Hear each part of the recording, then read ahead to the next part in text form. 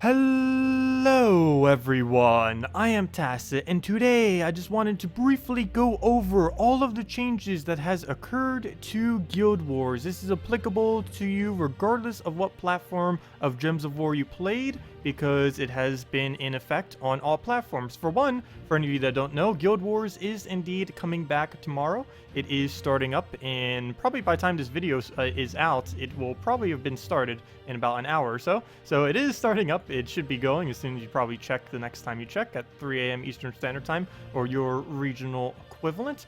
And yeah, so things that have been changing. Let's go over them. For one, all battles now are going to be worth 300 points. This is a difference from the previous two. Before it was some really weird system, then it changed to 100, 200, 300, 400, 500, but now it's just 300 down the line. Every single battle from the first one to the last one will now count for 300 points. It still has the same lose system, so for example, if you completely lose the battle, then you won't be able to do the final battle, but now that final battle doesn't earn like a ridiculous higher amount of points. It ends up earning you the exact same amount as all the other battles. So now losing one battle on a Guild War day will hurt you a lot less compared to before. It'll still hurt, you'll lose a lot of points, but it'll be a lot smaller of a portion compared to before.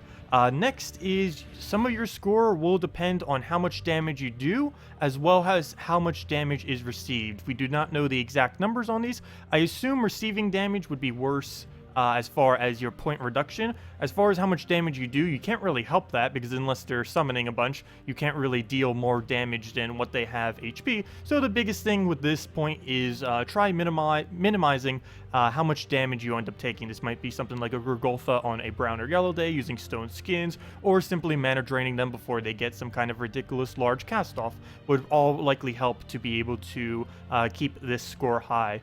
Mana accumulation is also another new factor. They're going to be factoring in how much mana you accumulate relative to the amount of mana that the enemy accumulates.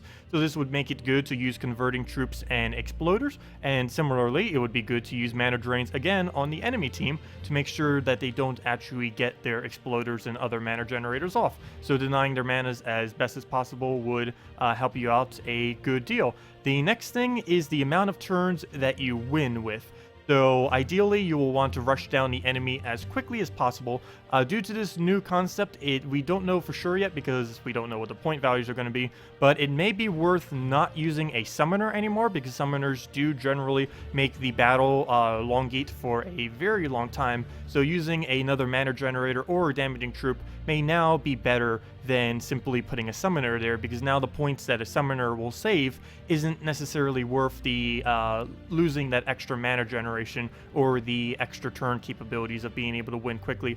One thing we also do not know is if spam extra turning counts as actual turns or not.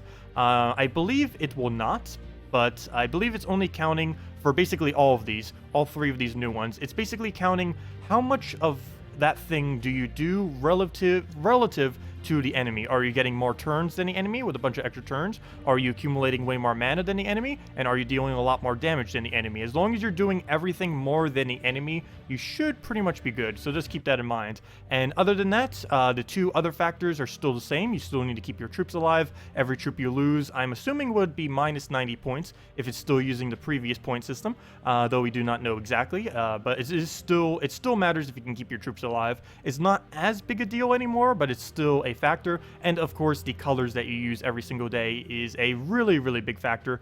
Even though they changed up Guild Wars, it is still applicable for you to go and use the pure color for every single day. Like on this first day, of course, on this yellow day, you'll want to go for yellows, brown day for browns, etc, etc.